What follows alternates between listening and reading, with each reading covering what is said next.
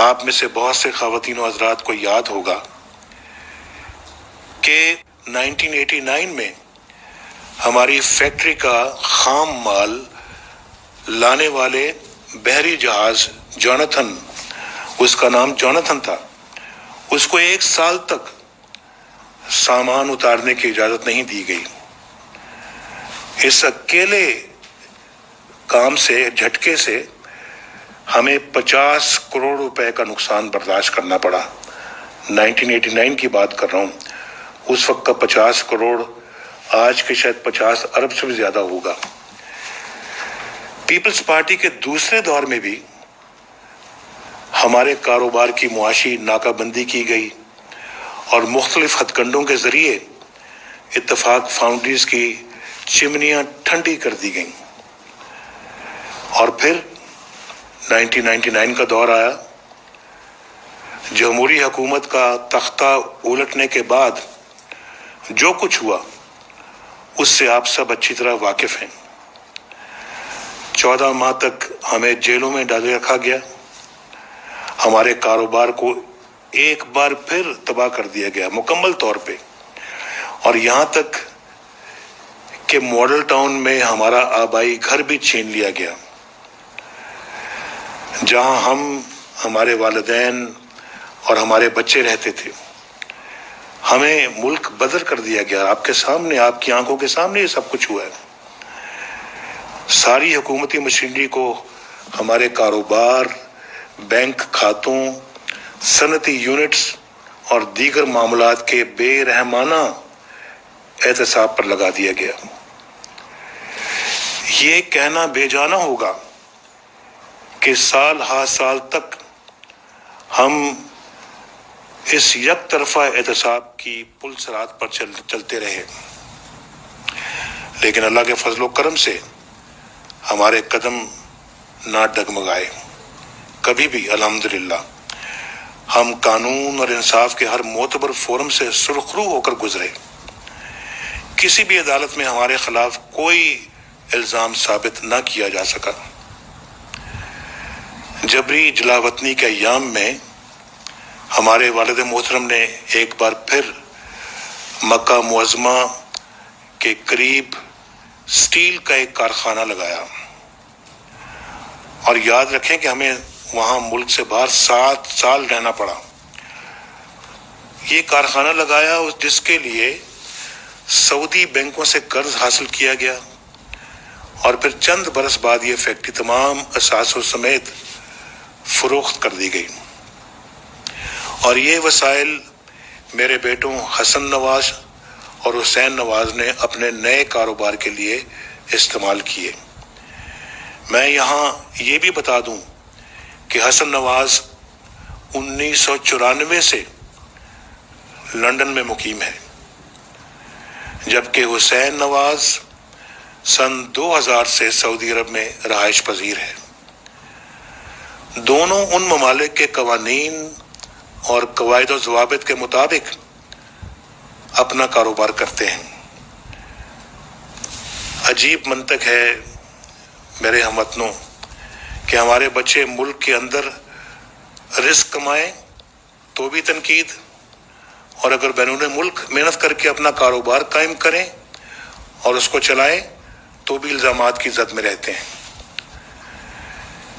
میں صرف اتنا کہوں گا کہ کرپشن یا ناجائز ذرائع سے دولت جمع کرنے والے نہ تو اپنے نام پہ کمپنیاں رکھتے ہیں اور نہ ہی اپنے اثاثے اپنے نام پر رکھتے ہیں۔ میرے عزیز اہل وطن، میں آپ کے علم میں لانا چاہتا ہوں کہ مختلف ادوار میں اتفاق فاؤنڈریز کی مکمل تباہی کے لیے بار بار کے حملوں کے باوجود میرے خاندان نے واجب الادا قرضوں کی ایک ایک پائی ادا کی، جس کی مالیت تقریباً 5.25 ارب روپے بنتی ہے۔ ہمارے خاندان نے اصل زر یا مارک اپ کا 1 پیسہ بھی کبھی معاف نہیں کرایا۔ یہ کہنا غلط نہ ہوگا کہ ہم نے تو وہ قرض بھی اتارے ہیں جو ہم پر واجب بھی نہیں تھے. اور یہ اس سارے پس منظر کے باوجود کہ ہمیں جیلوں میں ڈالا گیا، ملک سے باہر بھیجا گیا، ایگزائل میں بھیجا گیا، اور ہمارے کاروبار کو بالکل سٹرینگولیٹ کر دیا گیا، روک دیا گیا، تالے لگا دیے گئے فیکٹریوں کو اور گھر لے لیے گئے، اس کے باوجود الحمدللہ ایک پائی بھی کسی بینک سے ہمارا کوئی ڈیفالٹ نہیں ہے. مجھے امید ہے میرے ہم وطنوں کہ ہمارے کاروبار کا یہ سارا پس منظر اب آپ پر واضح ہو چکا ہوگا. میں نے اس سفر کے تمام اہم مراحل سے آپ کو آگاہ کر دیا ہے.